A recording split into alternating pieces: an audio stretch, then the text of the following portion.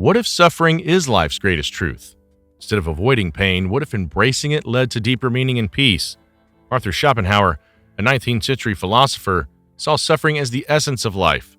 But he didn't stop there. He showed us how to transform pain into wisdom, inner peace, and even liberation.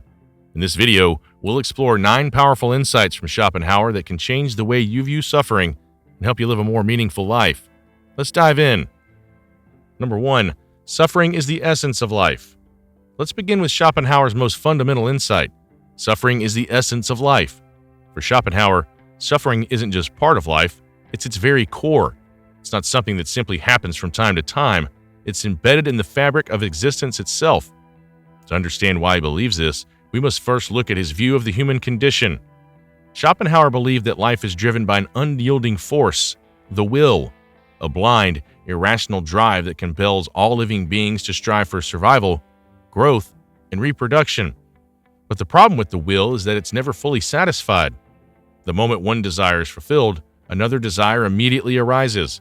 This endless cycle of wanting and striving leaves us perpetually dissatisfied. Even when we reach a goal, it doesn't bring lasting contentment. It merely serves as a brief pause before a new desire takes its place. Schopenhauer points out that the nature of life is fundamentally paradoxical. We're constantly striving, and yet that striving itself is what causes us to suffer. Imagine running on a treadmill. You're moving, but you're not getting anywhere. This continuous, unrelenting struggle is the essence of existence. This perspective challenges the commonly held belief that life should be about happiness and fulfillment. For Schopenhauer, the more we strive, the more we suffer. Happiness, he argues, is elusive, and we are perpetually stuck in this cycle of desire and dissatisfaction. For Schopenhauer, life's nature is defined by this endless striving. It's only when we're caught up in the cycle of wanting that we feel the weight of suffering. The desire for pleasure, for success, for love, all these things are fleeting, and when they're not achieved, they cause frustration. Thus, suffering becomes not just an occasional experience, but an ongoing aspect of life itself. Number 2, the will to live is the root of suffering. The next insight takes us deeper into Schopenhauer's worldview. The will to live is the root of suffering. To Schopenhauer, the will isn't simply an individual's personal desires. It's a universal force, a primal drive that courses through all living beings, driving them to act, to survive, and to perpetuate their existence. This relentless drive is blind and indifferent to individual well-being. It compels us to act regardless of whether it brings us happiness or fulfillment. Think about hunger, for instance. Our bodies demand food, and this physical drive compels us to eat, but it's a temporary solution. After we eat, the hunger returns. The will to live is unending, pushing us forward constantly. There's no finality to it. Even if one hunger is satiated, another desire emerges in its place. The problem with the will, Schopenhauer suggests, is its insatiability. It's an ever-present force that drives us towards more pleasure, more success, more comfort. It's relentless.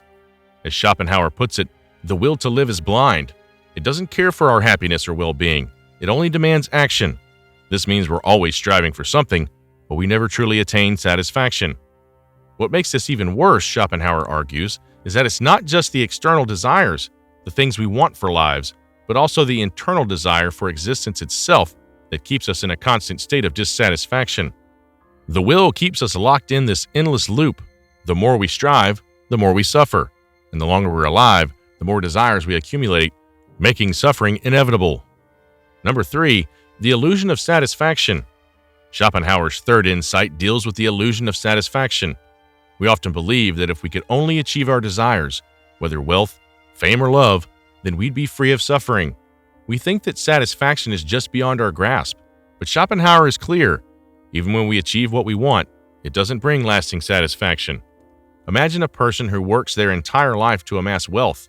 They spend years chasing financial success, and eventually, they achieve it. They live in a luxurious home, drive expensive cars, and have everything they once dreamed of. Yet when they look inside themselves, they find that their joy is short-lived. Their new desire takes root, perhaps a bigger home, or even more wealth, and thus the cycle begins again. Schopenhauer says this is because the act of striving is so ingrained in our nature that achieving a goal does not bring lasting peace. It simply reveals that there's more to be desired. The feeling of satisfaction fades, and we return to the craving for something new. This constant cycle leaves us perpetually unsatisfied, making Schopenhauer's philosophy a sobering reminder of the emptiness of materialism and superficial pursuits. To him, satisfaction isn't a destination, it's an illusion. Interestingly, Schopenhauer's view calls into question our society's obsession with success. If true satisfaction is always fleeting, then what's the point of constantly pursuing more? This dilemma is at the heart of modern existential questions.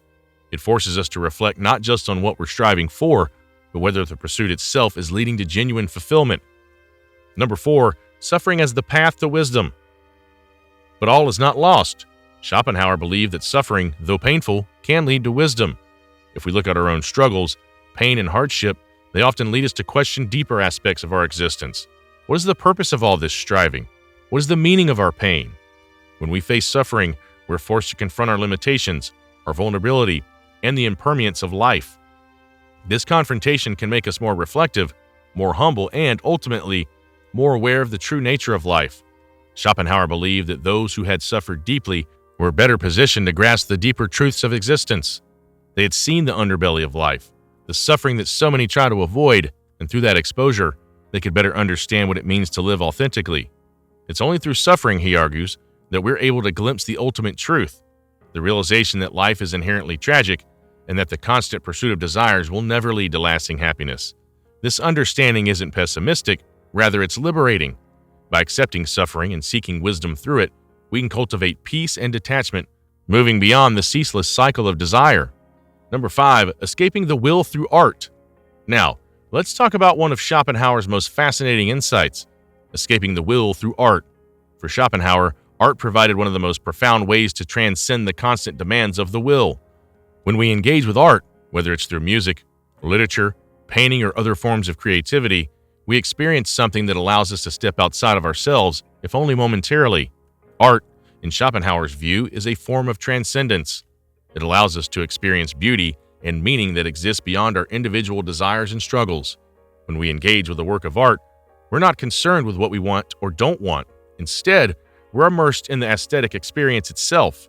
This gives us a brief respite from the ceaseless striving of the will, offering a taste of pure contemplation and peace.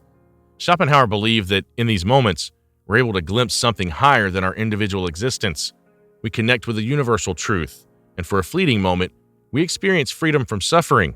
This liberation through art, he argues, allows us to step out of the confines of the individual will and experience the world as it is, without the filter of personal desire. Number 6, compassion as the antidote to suffering. Despite his dark view of life, Schopenhauer believed that compassion could provide a powerful antidote to suffering. In a world filled with pain and frustration, compassion allows us to look beyond our own desires and connect with the suffering of others. By recognizing that all beings experience pain and vulnerability, we can cultivate a sense of empathy and shared humanity. Schopenhauer saw compassion as the foundation of morality. Unlike the egoism that drives us to fulfill our desires at the expense of others, compassion calls us to alleviate suffering where we can. It's through compassion that we transcend our individual needs and understand our connection to all living beings. In recognizing the suffering of others, we may find a way to lessen our own, if only by sharing in their pain and offering support. Number 7, the pursuit of self-withdrawal. Another important insight from Schopenhauer is the idea of self-withdrawal. In a world dominated by external demands and desires, Schopenhauer suggests that one way to find peace is through withdrawal from the chaos of life. This isn't about rejecting life or retreating from the world. It's about cultivating a sense of inner peace by turning inward. By seeking moments of solitude, reflection, and quiet, we can distance ourselves from the relentless noise of the external world. Whether through meditation, contemplation, or simply being alone with our thoughts, we create a space where we can find relief from the pressure and anxieties that constantly pull us in different directions. This practice allows us to find a sense of balance, even amidst life's chaos.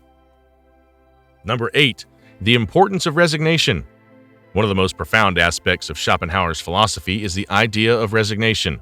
Rather than continually struggling against the pain and suffering that life inevitably brings, Schopenhauer encourages us to accept it. Resignation doesn't mean giving up or becoming passive. It means acknowledging that suffering is an inherent part of life, and instead of resisting it, we can come to terms with it. This acceptance allows us to stop fighting against the inevitable and to embrace the truth of our existence. When we cease to expect life to be free of suffering, We free ourselves from the anxiety and frustration that comes with unmet desires. Resignation allows us to live more peacefully, with less attachment to the outcomes of our actions. Number 9, the liberation through aesthetic experience. Finally, Schopenhauer suggests that the ultimate liberation from suffering can be found through the aesthetic experience. In moments when we experience something truly beautiful, a sunset, a piece of music, a work of art, we are able to step outside the grasp of the will entirely. We become one with the beauty of the moment, free from the tension of desire. These moments of transcendence allow us to glimpse a higher truth, where we are no longer defined by our struggles or our desires. Instead, we're enveloped in the beauty of existence itself. In these rare, fleeting moments, Schopenhauer argues, we find liberation from the very suffering that defines our lives. Schopenhauer's philosophy doesn't offer us a simple solution to the challenges of life, but it provides us with a profound understanding of our shared human experience.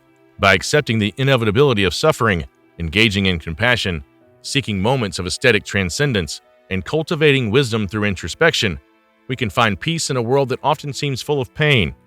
If you found these insights valuable, please take a moment to like, subscribe, and hit the notification bell for more deep dives into philosophy and life's profound questions. Life's suffering is inevitable, but with Schopenhauer's wisdom, we can learn to navigate it with grace and understanding.